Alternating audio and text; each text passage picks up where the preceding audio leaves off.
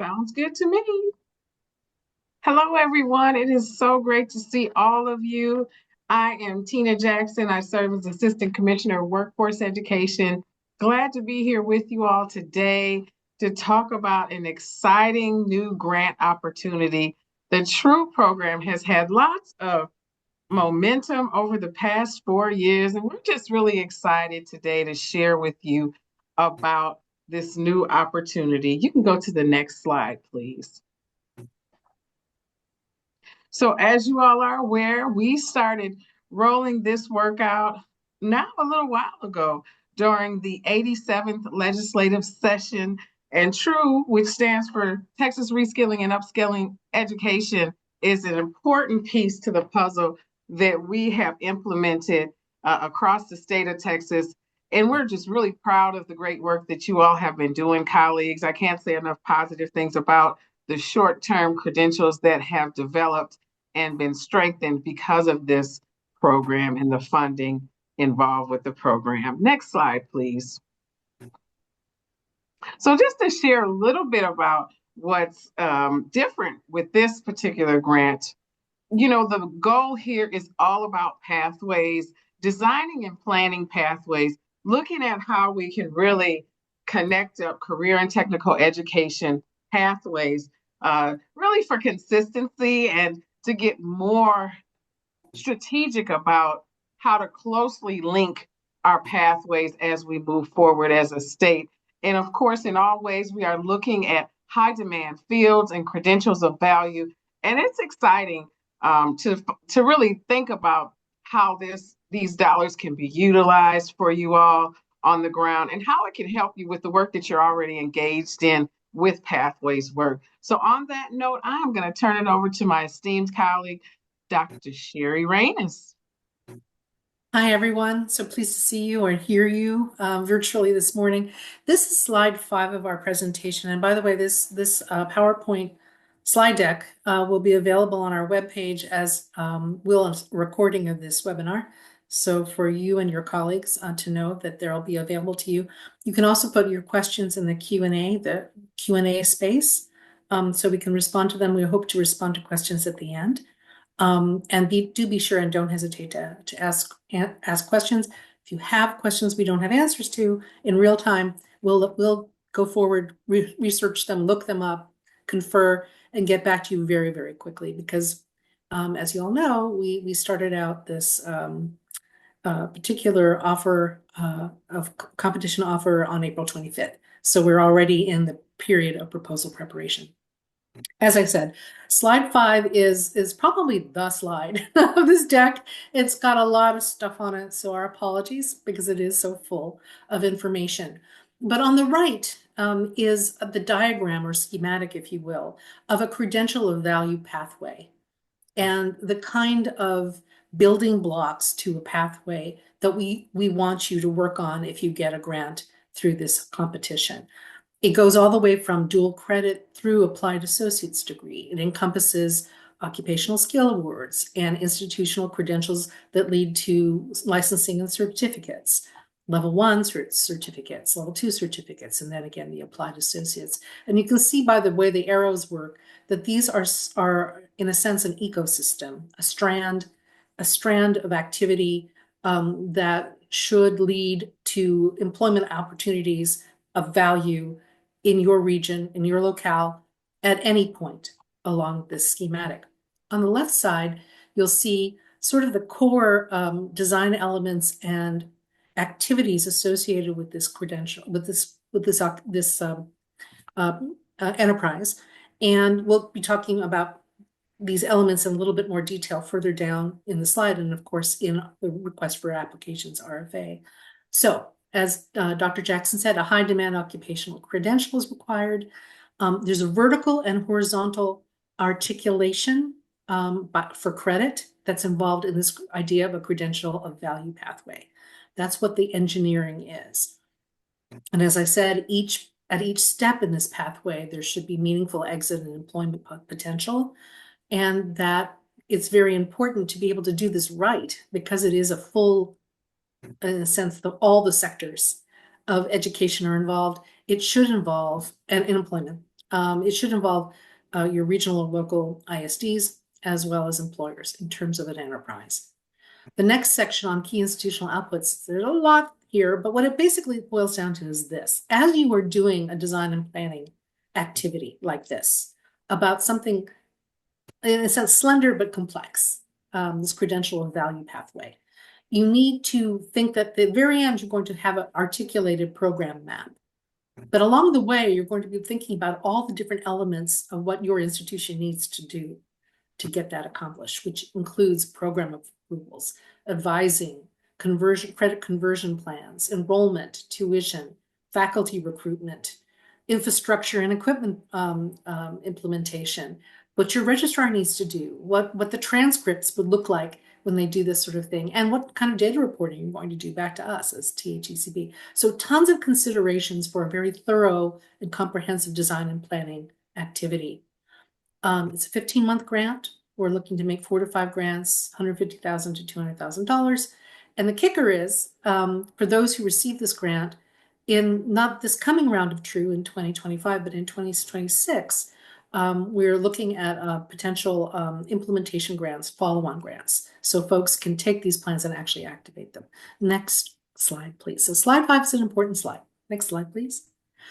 All right, so as I said, competitive grant applications will be evaluated, ranked, and awarded once the amount of dollars we have available are obligated. Individual institutions and districts are eligible for this activity. So it's all Texas public lower division institutions of higher ed, including junior colleges, state colleges, and technical institutes. It's a little bit different than mainstream TRUE. Next slide, please. As I said, the awards are about $150,000 to $200,000, depending on the budget that you come up with for your design and planning activities. We have about $1 million. We plan to have 4 to 5 grants. The grants will be 15 months in length, so extra time, starting in July of this year. You're only allowed to submit one application. That's also a little different than TRUE. There are no consortia or offers or options in this particular competition. And as an applicant, you must secure a technical assistance provider, a TA provider, to support the grant project and budget. Next slide, please. Okay, around allowable cost categories. Because this is a planning and design activity, personnel compensation is a very large item. The technical assistance or TA provider that you contract with will be another major amount of dollars expended or allowed to be expended by the budget.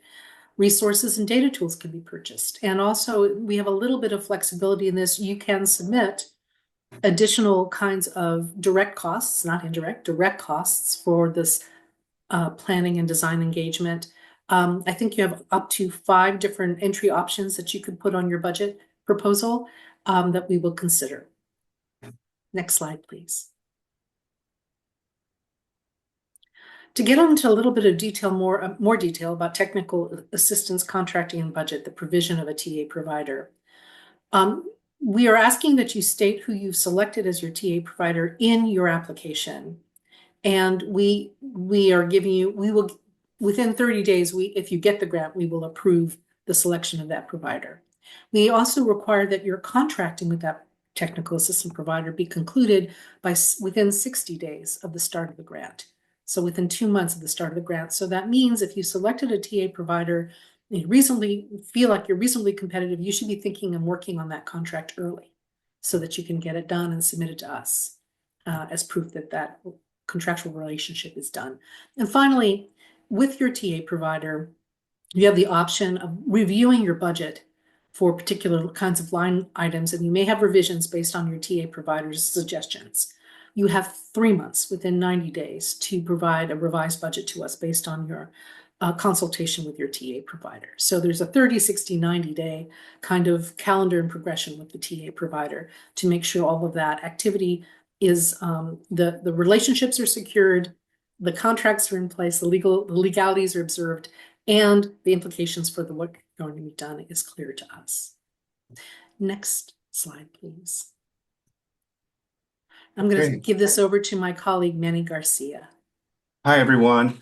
For those who are new to this particular process regarding the True grant application process, we're thinking about, well, not thinking, we are actually using the same process as before. So we're using the Smartsheet Hub. But for those who are new and not familiar with the True Hub, I'm going to go ahead and give you a real quick walkthrough as to what to expect regarding this Smartsheet based location.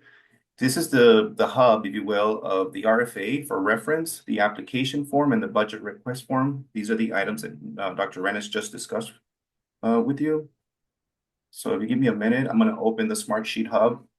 Now, this is a view-only format, which is available to all applicants or grantees. For those who are familiar with this process, you know that this information is where we capture or disseminate any information regarding an upcoming application, a NOGA release, an RFA, and just recently the closeout of the True 2023 grant application process. So this has been very useful for us in many ways. It captures a lot of the information that's that's being worked on by your schools and your teams. So we're really appreciative of that. Keep in mind that this application process using Smartsheet is kind of like a you know it doesn't allow you to save your information, as many of you have already found that out. But that's why we're providing this application packet that would make it a lot easier for you to submit your information. We're asking for your institution name, obviously the amount, the title of the individual who is authorized to submit the application, the submitter email, the primary institutional contact, along with the phone number, the financial officer at your institution, along with the email and contact information, the telephone number. Please keep in mind that when you're uploading this application, it makes it easier if one application can be submitted. But if you're unable to do that, you can print the certification page separately. And let me show you this in a minute. So this is a browser version. What you would want to do is, download this application to your desktop. Once you download that application, you're able to fill in the information. So we will again ask you for the applicant name. Now, it's important not to enter your name. We're asking for the institution name, so please enter the institution name here. If you are a system like Alamo or Houston or Lone Star, please enter the system name, not the particular campus. That's really helpful for us. The name of the person authorized to submit the application and the authorizing signature here. So we were looking for a digital or a handwritten signature. If you don't have that, if it's not provided, we will probably more likely return this to you until we get that signature from you. So it's very important that when you submit this application, it does have your signature on it. And the date. The date is also very important. So this is the application. Once again, we provided the link to the Smartsheet Hub, so there's no way to get lost during this process. Now, if you do get lost, feel free to send us an email, and we'll see if we can help you figure this out. But for the most part, this is the application. It allows you to fill in the information. One of the things that you will notice from this application is that we do have a 500 word maximum or a 750 word maximum, which we have embedded into this sheet. So now it's locked. You can't go beyond that.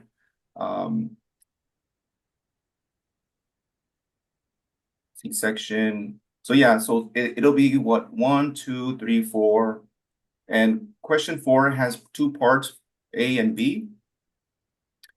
Question 5 will ask you about the applicant capacity and your partners. And question C is about your TA provider. So once again, please look over this application. And if you have any questions regarding this form, please let us know.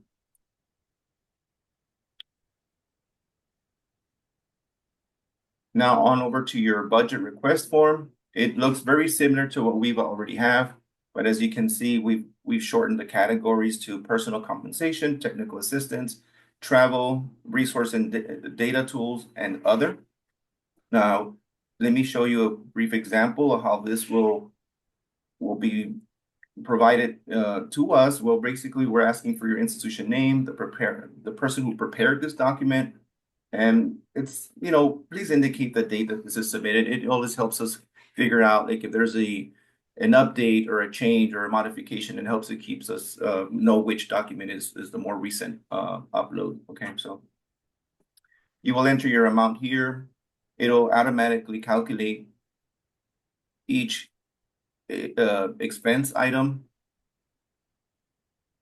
And obviously you want to be able to tally up the total requested amount, and please provide the information using a little bit of details, or if you can provide sufficient details that will let us know exactly how your funds are being used or how they're being directed. So this is the application. Any questions regarding this, please let us know.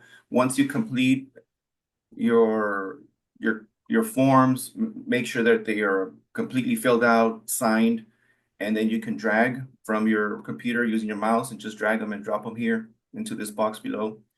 And make sure you click these two boxes here. That way it's kind of a friendly checklist for you. Once you submit this information, you'll receive an alert or a prompt that'll let you know that the application has been submitted successfully. If you don't receive that, please let us know. Sometimes it happens where it gets stuck or frozen on your end, and I have to figure out if I received it or captured it. So if you receive that, so you should be good. But if you still want to, just peace of mind, and you want to find out if I actually received it, send me an email, and I'll make sure to confirm that as well.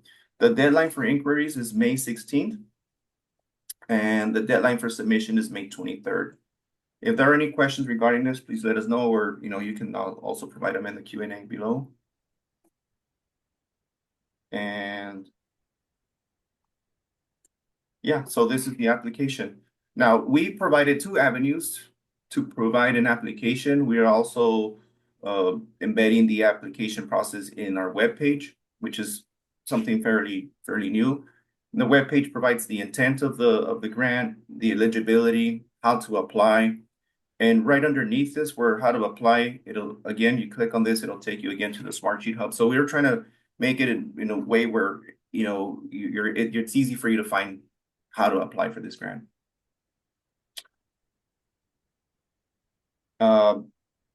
The webpage contains the RFA. It contains the link to the True Grant Hub. Obviously, the slide deck will also be available soon. Give us until the end of the week so we can generate a link to the video and also provide that slide deck for you. So the pathways design timeline goes as follows. It's April 25th. Obviously, we already started with the announcement just recently. So really appreciative of everyone who has joined us today with shared interest in this grant competition. May 5th is, we're hosting our informational webinar. Again, the last day for inquiries is May 16th. The application deadline, May 23rd. June 25th, you should receive grant notifications. Now, there's no specific date, but keep in mind that we're working around the clock to get this to you as soon as possible. So July 1st is when the grant period will begin. September 2026 is when the grant period ends. Now, throughout this process, Sherry, myself, and Dr. Jackson will work on the actual report timeline. So that's tentative until we kind of figure some things out. But any questions regarding this, please let us know. Sherry, on to you. Sure. Okay, so we'll talk a little bit about a review and approval, and then we're going to go into the questions. And thank you for putting your questions in the Q&A set, and we'll address those shortly. So the design and planning review considerations are always best overall value to the state. That's the sort of overriding consideration for anything in terms of a grant competition at THECB and throughout our state agencies.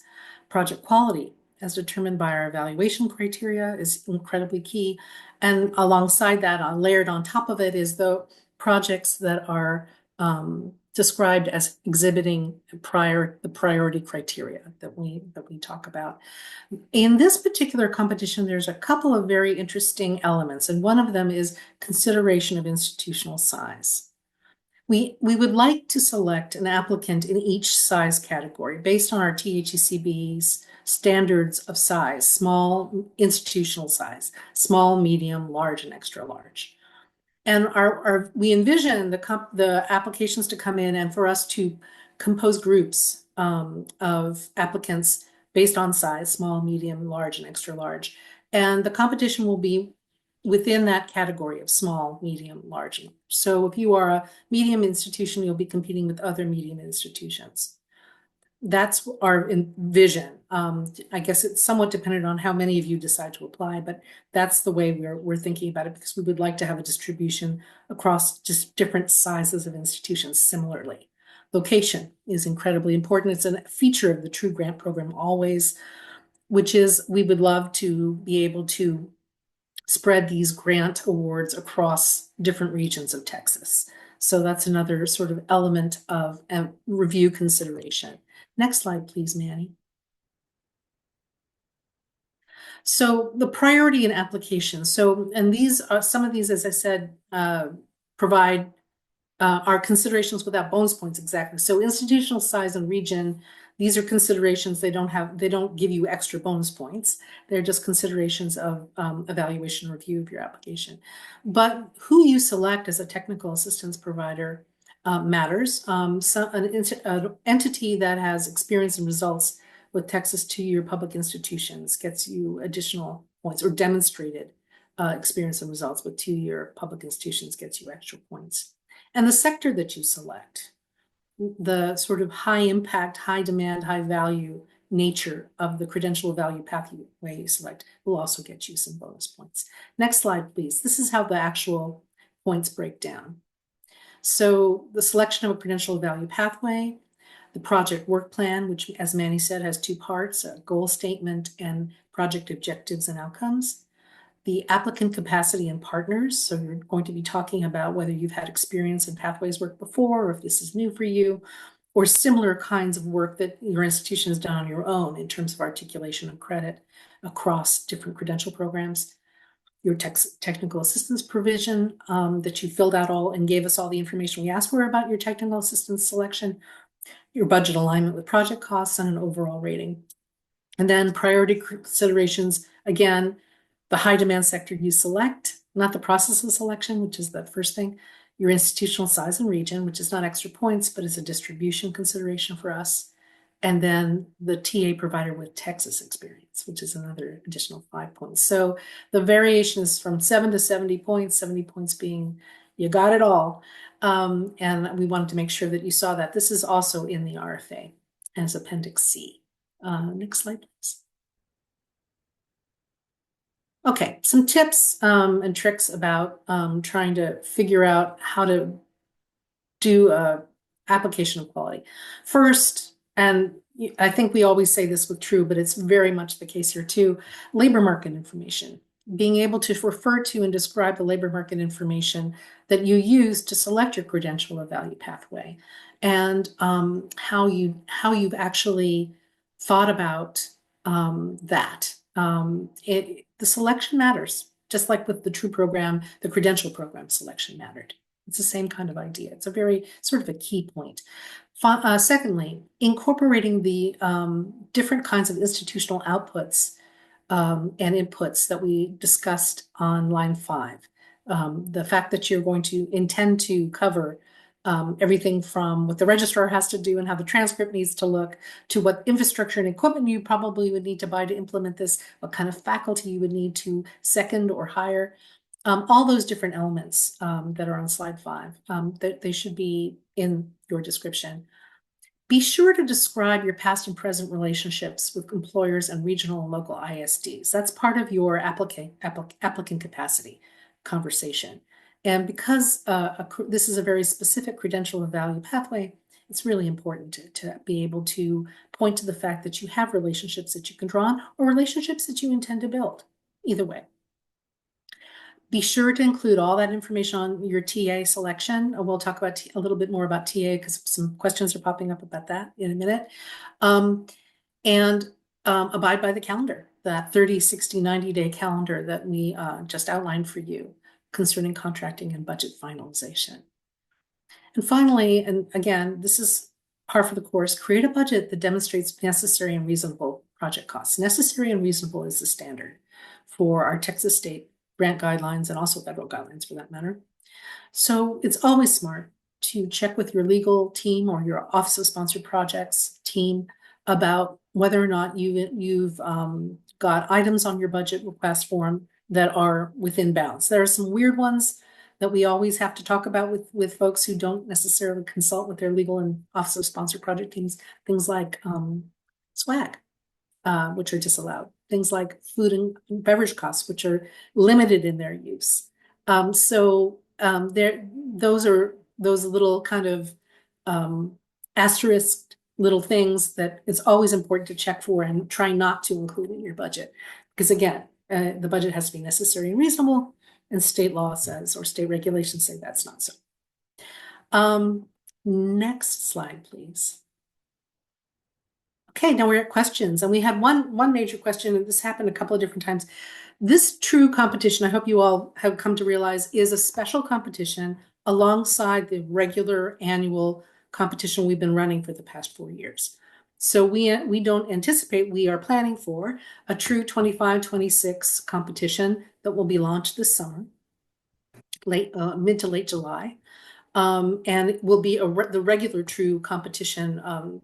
It will have some changes. Of course, we'll have an informational webinar to update you on what has changed. But that 25-26 competition is actually going to happen. The only thing that's actually waiting on that one is our authorization for funds. Our appropriation of funds has to be finalized by the state legislature. We're very confident about that, but everything always is with the caveat that the state has to appropriate the funding for True. It's looking good, but that doesn't mean it's final. So do keep that in mind. So this competition is running with money from the current biennium, so it's not an issue of waiting for the legislature.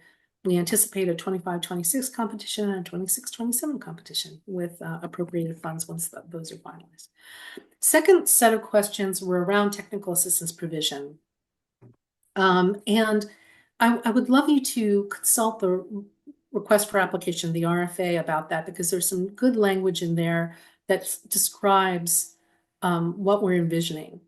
There's no distinction between a private or a public entity. There are plenty of nonprofits that actually serve technical assistance roles for higher education institutions. There are also for-profit organizations that do that. There have been a number of institutions that have worked in Texas with community colleges and technical institutions. However, we would prefer, as it says in the RFA, that's why we're sort of inclined to have you talk about that in the application, to work with his providers who know what pathways work is. We've had a lot of it here in Texas, but it's not been necessarily focused on credential or value pathways. It's been a lot of really important work on instruction and on organizing for student success through pathways. So this builds on that experience and specified toward career and technical education and high demand occupations. And it's a strand of credit articulation work that's incredibly important, we think. And I think, in a sense, will serve as a model for work to be replicated in many, many ways across different kinds of programs. You would not be able to apply without providing us a technical assistance selection. So one of our questions was, can we just send in this application without that? And the answer is no. I would not suggest that. It's a requirement. It's a mandatory part of this application and this opportunity. Really great question. What year and high demand list do we use? Oh, such a great question. All right. So our board met last week and they're meeting again in July. Use the most recent one.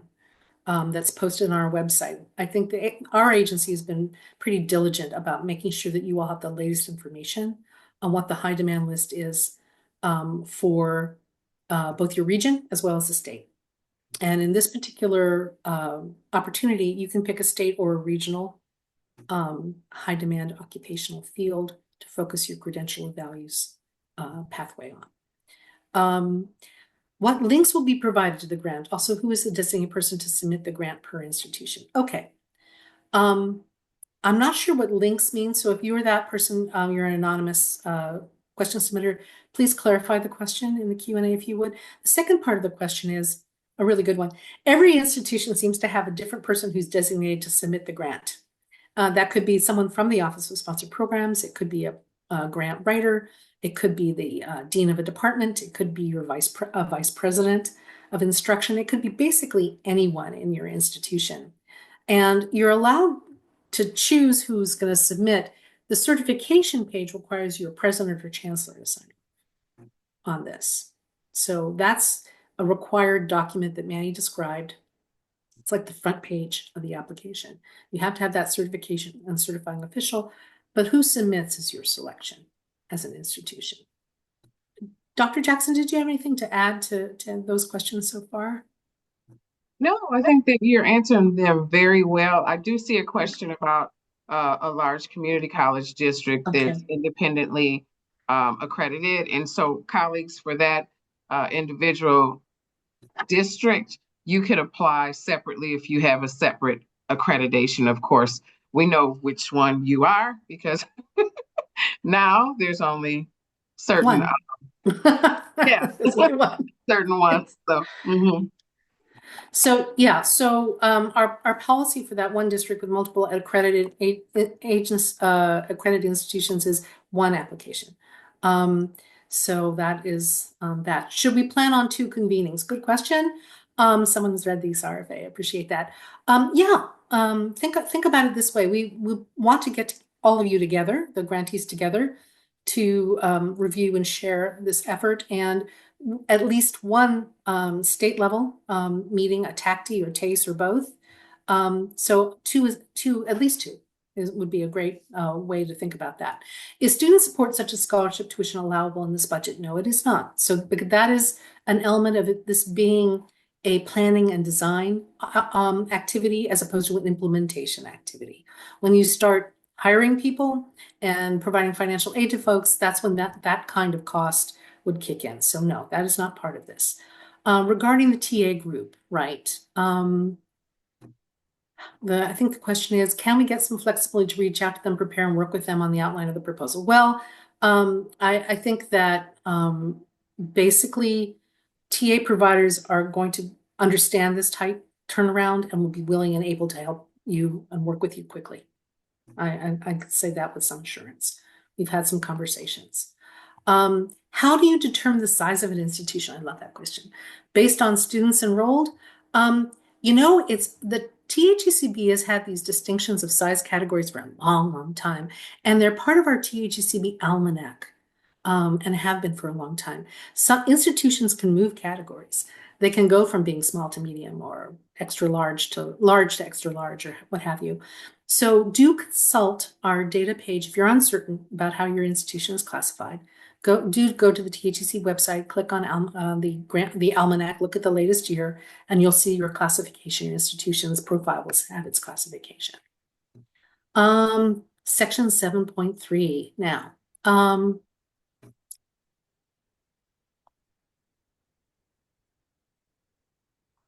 Okay, so this is a really good question, and we may have to go into a little bit more depth. So the question is, we've done pathways work of different sorts with all of our programs, and this is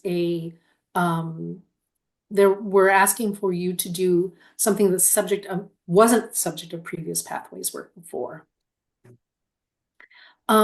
I would urge you to contact us and we can talk specifically what you have in mind in this particular case, because pathways work, as we noted, can be a variety of different kinds of pursuits. And maybe this was dramatically different than a credential of values articulated pathway. enterprise. So I would urge you to contact us and we can have a conversation or a email exchange about what you're thinking about. What are the thresholds that constitute small, medium, or large institutions? Again, so that I do believe it is size of enrollment is the principal one. And again, it's something based on what the THECB's almanac says. And I apologize if you guys are hearing thunder and lightning. We're about to have a storm, I think, in my neighborhood. Could we get approximate number guidelines cutoffs for the institutional size categories? So same question. That small, medium, and large, again, just go by, use the rule of thumb of using what THECB's almanac is. The copy of the recording is going to be available. That's the next question. And it will be posted on the webpage for the True Pathways Design and Planning Grant. Right. Everyone who joined us today, if you provided an email, will receive the slide deck. But if you kept it anonymous, it'd be very difficult to reach out to you. So at the end of this slide deck, we will have our emails, our contact information. So feel free to send us an email using that, and I'll go ahead and send the slide deck to you. Let's see now. Where have we gone now? We're thinking of designing an IT cybersecurity pathway. That's exciting. So this is the thing. This is I'm going to say it again, and I can't, it's not very refined way of saying it. A design and planning enterprise is different than an implementation plan. And in the true work, you're allowed to start up a new credential program, not a pathway.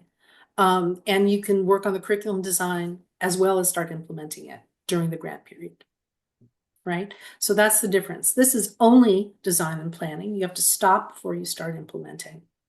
And so it really, in choosing between this special opportunity and the regular true, you'd have to ask yourselves how far along you think you are and how fast you think the planning and design process is going to take. If you want more time, if you want to do it methodically and thoroughly, maybe this particular competition is for you. If you think that you're got enough in the tank, that things will move more rapidly, maybe the regular true competition would be better for you. But remember, this one is about a variety of different credential programs, and the regular true is only about one credential program, a credential program, or a cluster of them that are very similar.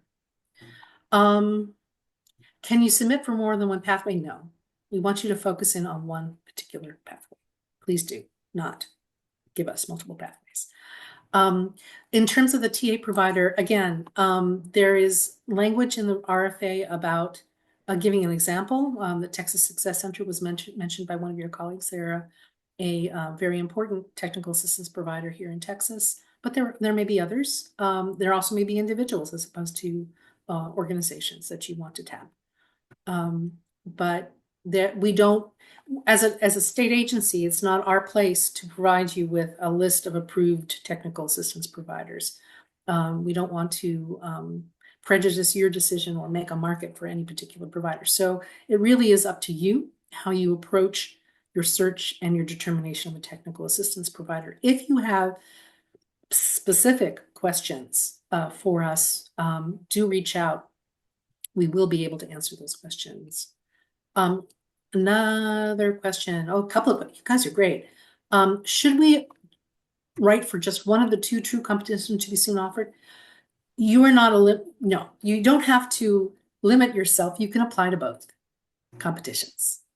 And being a current true grant holder does not rule you out for this particular competition. Everyone's welcome to apply to this competition and the True 25-26 competition. I might add, it's a point of pride for us to tell you that 52 or 54 two-year public institutions have had true grants, either in a consortium or a single grant over the past 4 years. That means almost everybody in the state. And we're very proud of that and very pleased that so many of you have been involved for so long. So no, you're not ruled out.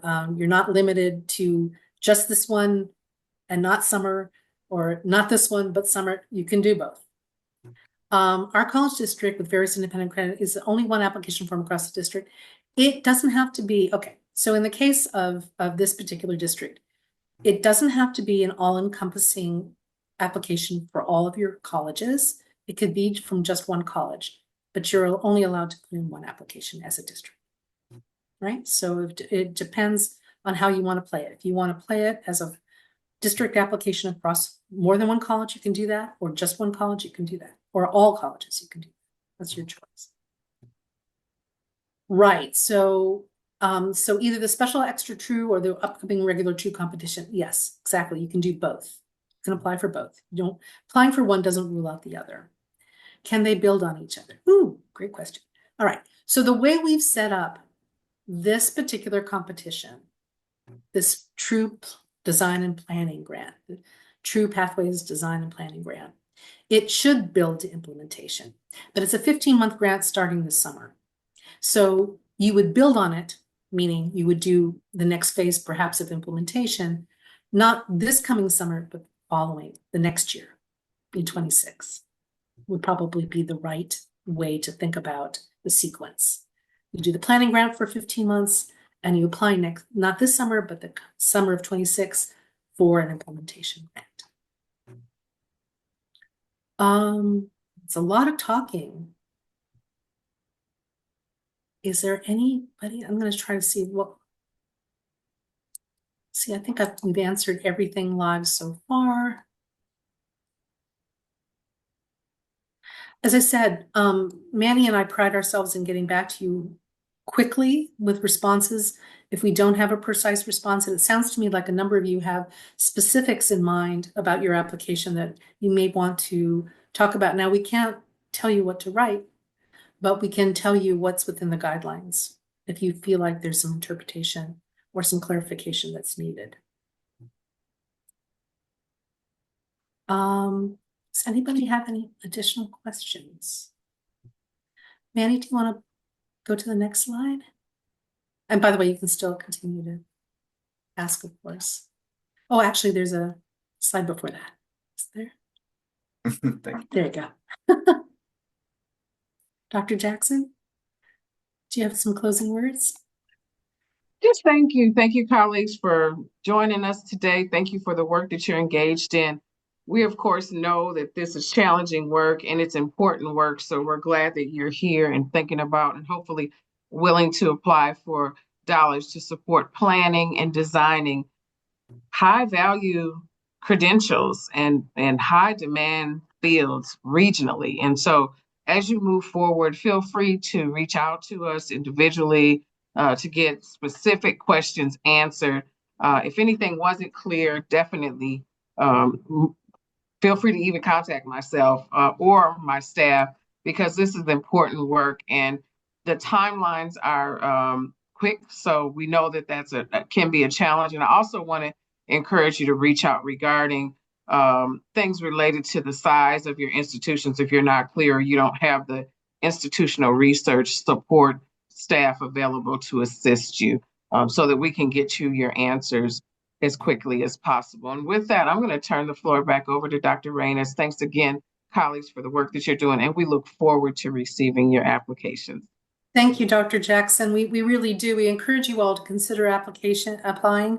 We think that this is a very unique moment, an opportunity for institutions to hone in on processes and planning for what is actually quite complex to implement.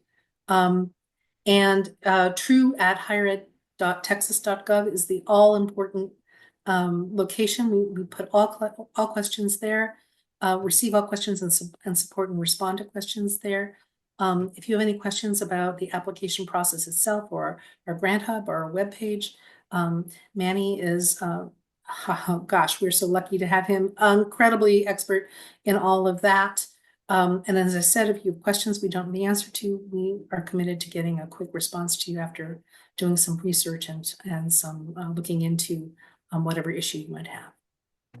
I don't think, let's see, let's double check. We don't have any more questions. No, we don't. So with that, I think we'll give you back 15 minutes. And we say, once again, our thanks to all of you for taking a part in this webinar. Thanks, everyone.